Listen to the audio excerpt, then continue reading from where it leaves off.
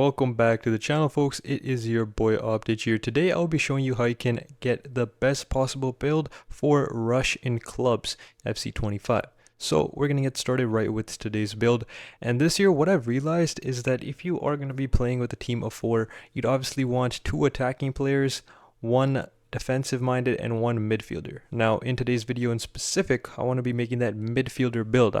Been having a lot of fun in Ultimate Team using the 79 rated rush mode with the Timber's brother. So not Urian Timber, but his brother, whatever his name is. They're both 79 rated, ironically, but I really like that card. So going into Pro Clubs Rush, I'd wanted to make a similar build that works out very well as well. So we're gonna get started here. You know, this is default settings, so even if you are brand new into the game, you can use these. So let's get with this build here. So into presets, I will be choosing the second one right here, as it already is a central midfielder.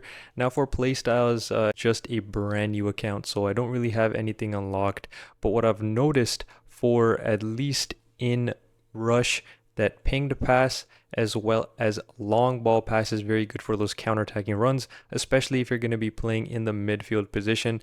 So I'll be choosing ping pass, as well as for the shot we are going to be choosing is the power shot, because I actually like power shotting, and finesse shotting is garbage in this game. Trivela is not bad either, but it's up to you. It's personal preference for that aspect. Now we're going to go to attributes over here. Now for the attribute section, I only have 10 skill points, but even if you're watching this video down the line, you want to make further upgrades, I'll be suggesting you some attributes there.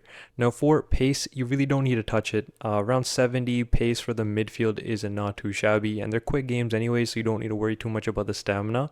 But in terms of the weak foot, I would get it to at least 3-star weak foot. Very important to do so, because you never know in this game how you're going to be shooting like, so get at least 3-star weak foot. And in terms of the finishing, you'd also want to get a little bit of finishing. If you're going to be shooting long distance as well, you want to make sure that you get that shot power. Shot power and finishing goes hand in hand, so make sure that you upgrade that alongside of this. Now going to dribbling, I would also do a little bit on this. Also for passing as well, get that short passing, curve, crossing, and long passing up. In terms of shooting, you need to focus, don't like put any skill points on free kick actually, because there's no free kicks realistically in rush mode, as well as on penalties, there's no real penalties there. And for defending here, interceptions as well as sliding tackles, I realized when you're coming back and chasing a defender or attacker, it's very important there. Now for physical settings, you could choose jumping as well as composure. You don't need to get reactions, don't really need to get strength that much, to be honest. Usually your player and just how stocky the build is, it's going to be very good to just use regularly, and that's all the attributes that I would recommend working on over time. Now for the position here, like I said, center mid under the profile. Now the height, I would like to change that to around 5'9". I think 5'9" is a decent height for a midfielder. And then the weight here, we're going to bring it up to like 125 pounds to still have that agility, but also be able to body some players if you need to, right? And for the preferred foot, we're going to keep it at right. I just like it at right foot, because most of the time you're going to be being in those opportunities where the ball is to your right foot there.